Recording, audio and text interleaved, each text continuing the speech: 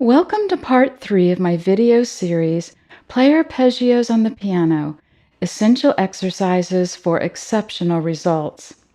As we begin the third tutorial, I encourage you to look at and master the first 2 videos in this arpeggio series. In the first video, we explored the movement of the thumb passing under the other fingers when playing arpeggios. The second video trained the thumb to stabilize the hand, allowing the fingers to pass over the thumb with speed, evenness, and consistency. And now you'll want your fingers to be comfortable and strong enough to proceed with part 3 of this in-depth instruction.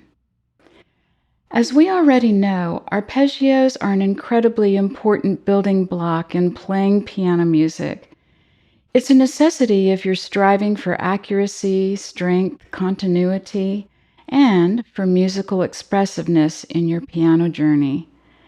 So let's continue to delve deeper into our finger development and playing arpeggios. There are many ways to play arpeggios. For our purposes here, we'll start with a C major arpeggio, C, E, G in the right hand. C, E, G. Our goal could be like this. We want to focus on the actual shape of the arpeggio.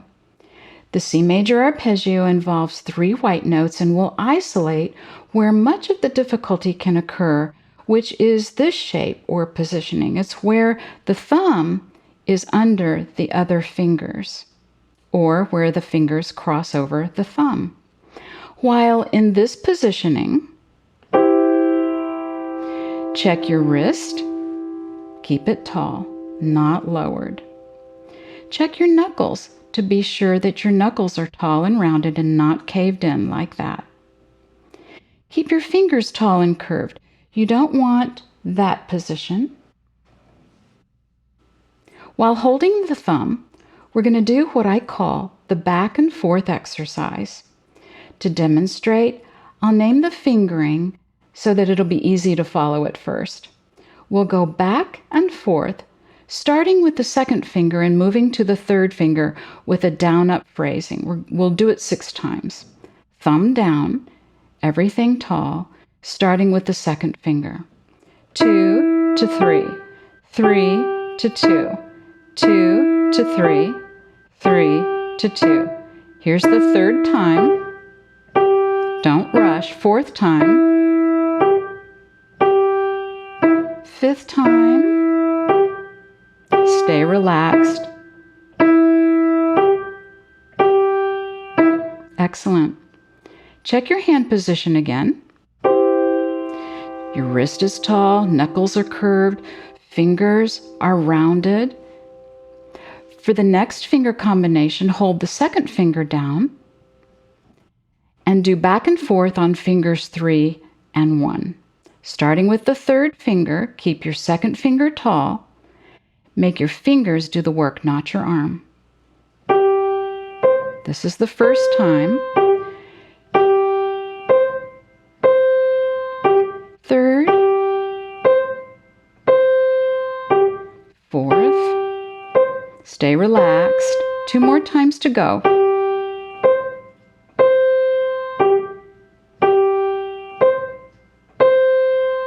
Excellent. Always stop if you need to. Our last combination is to hold the third finger down. Be sure your third finger is tall and curved. Don't let it cave in. We don't want that positioning. Now back and forth will take place on the second finger going to the thumb. Keep everything tall. Here we go. 2. Thumb to 2. Don't rush. This is the 4th time. 5th time. And 1 more. Good. Remember when we spoke about the shape of the arpeggio? We can apply the same practice technique to any of the other arpeggio shapes. For instance, F minor. Let's take. We have F, A flat, and C. The point where we want to focus is this. With the thumb on F, the second finger on A flat, and the third finger on C. And you'd go through the entire back and forth sequence on this positioning. Another arpeggio shape is B major. Thumb on B, then second finger on D sharp, third finger on F sharp. The positioning where we would want to focus is the thumb, under, and the fingers over, where we have our thumb on B, second finger on D sharp, third finger on the F sharp, and again, you'd go through the entire back and forth sequence. Let's take another positioning, A flat major.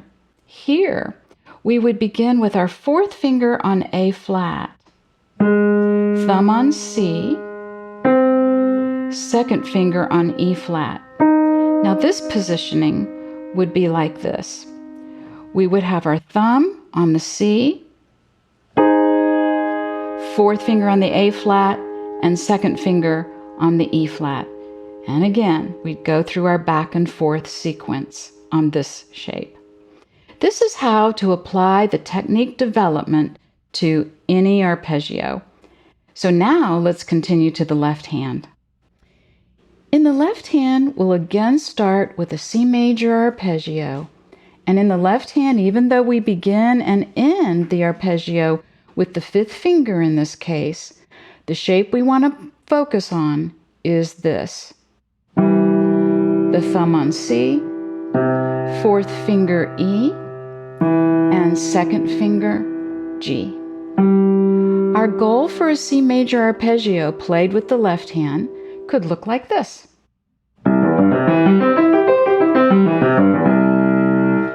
To isolate where much of the difficulty can occur, we place our fingers here, and while in position for the exercise, check your wrist.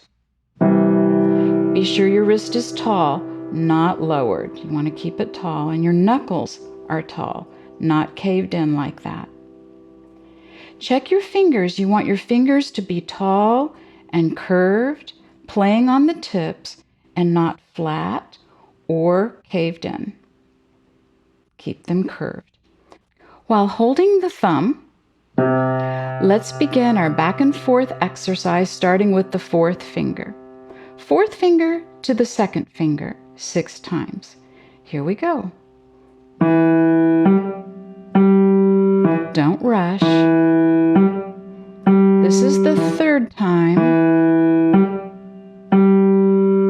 Fourth time. Keep your fingers tall. Fifth. And here's the 6th. Continue to check your wrist, knuckles, and fingers for the correct hand positioning. Next, we'll hold down the fourth finger, and we'll begin our back and forth, starting with our second finger going to the thumb. Make sure your fourth finger stays tall. Be sure your fingers are doing the work, not your arm. This is the 4th time, and 5th. One more. Keep your arm and hand relaxed, and be sure to rest if you need to. Again, check your wrist, knuckles, finger position. We're going to now hold the second finger down. Be sure the second finger stays tall. We'll begin the back and forth on our 4th finger moving to the thumb. Here we go. Keep your second finger tall. This is the 3rd time. Keep your 4th finger tall. And I think we have one more. Excellent. We can apply the same practice technique to any other arpeggio shape. For instance, D flat major, which is D flat. We'll use the second finger, F, with the thumb, and fourth finger on the A flat. So the place where we want to focus, the shape where we want to focus is this. Our thumb on the F, fourth finger on the A flat, and second finger on the D flat. And you'll go through the entire sequence in that shape. Another left-hand arpeggio shape to consider is B flat minor.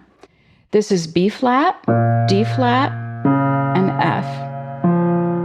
Here we could use fingers 3, 2, 1, B flat, D flat, F. But the shape that we want to focus in on is this. The thumb on F, third finger on the B flat, and the second finger on D flat. And you'll go through the entire sequence of our back and forth exercise. In other words, think about the shape and then isolate the part of that shape where the thumb must be situated under the other fingers. And then apply my back and forth technique to that arpeggio shape. You've done some awesome work. As you can see, this is an intense exercise that creates amazing results.